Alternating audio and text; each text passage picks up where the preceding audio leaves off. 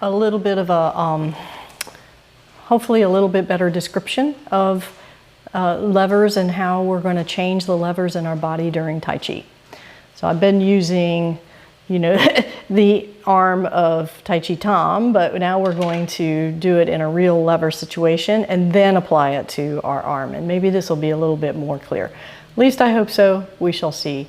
I do want to give credit to Ian Sinclair. He's the one that has this great lesson on levers, and it really helped me to understand switching those levers in our body. All right, so this is a lever, and this is our fulcrum.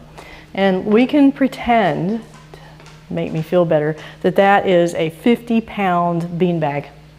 And so then the most efficient way of doing this is to lift by pushing down on this end. And now instead of that beanbag weighing so much, because the fulcrum is here, it's weighing less. And I can lift it easily. Okay, so that's what we want to do in our Tai Chi.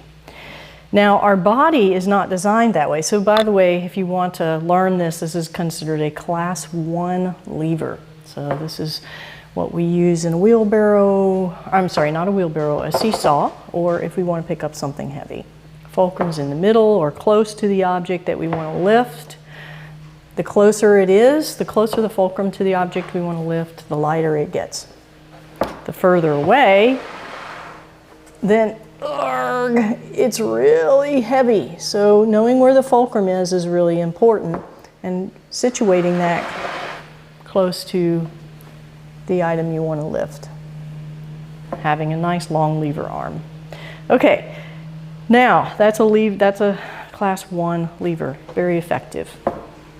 Class 3, the one that we don't want to do, is if I come over here and I've got this beautiful lever and I'm trying to lift it from this end. That's what we do with our body all day. When we lift our arm up, the fulcrum is close and we're trying, fulcrum is far away and we're trying to lift from the heavy end. Not smart, not efficient. There's another lever that's pretty effective, and that's like a wheelbarrow. So that's when I do this. That's pretty efficient too. And sometimes in Tai Chi, we will use that, especially in a push hands situation. So I'm putting the weight through my feet, and I'm simply pushing the weight with this long lever arm.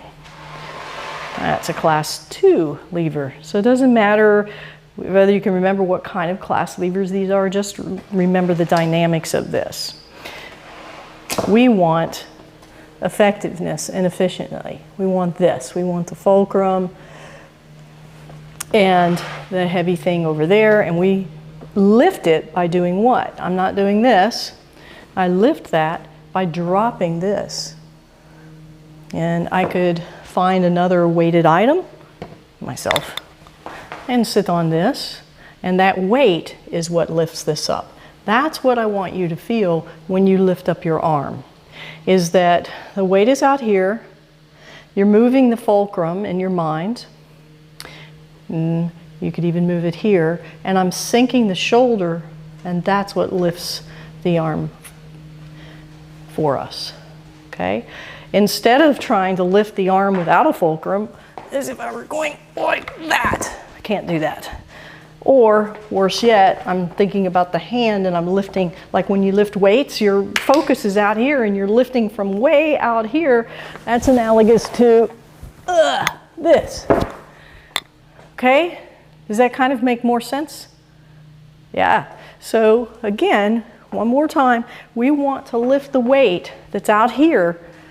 If I had a weight in my hand, I'm going to do it by sinking my shoulder down, sinking it into my feet, and then my arm will come up. Much easier. So we want to move our body in smart ways.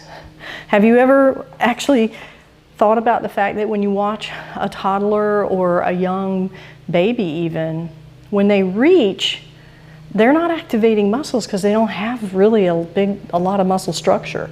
Furthermore, they don't have bones yet. they're 100% cartilage, so they don't have this internal structure that's really rigid to work these inefficient pulley arms.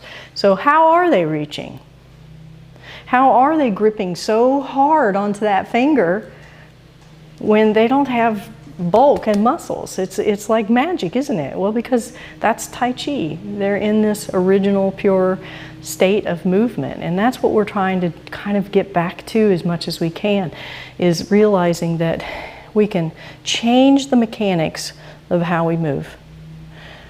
We're so used to doing this. I was just doing my laundry and I was taking the items off of the hangers. I mean, grabbing the clothes on, hanging up the clothes, that's what.